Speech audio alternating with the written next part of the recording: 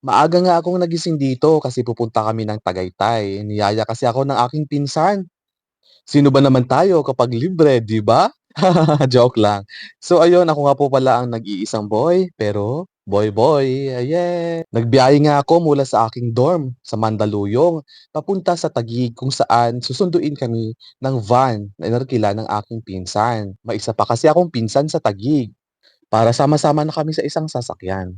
Dumaan pa nga kami dito sa kanilang bahay para kunin pa ang ibang gamit. Kasi mag-o-overnight kami sa Tagaytay at nakaka-excite nga guys kasi sobrang lamig ngayon sa Tagaytay. Kasing lamig ng inyong relasyon. Hindi yan joke, totoo yan. Joke lang. So nasa daan na kami guys, papunta ng Tagaytay. Kung may mapapansin kayo, madaming puno ng halaman.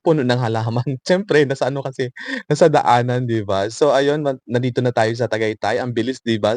Real quick. Quickie ba kung nakaka-relate kayo at ito ay Picnic Grove, park schedule 6 AM to 10 PM lang. Pero lumipat kami.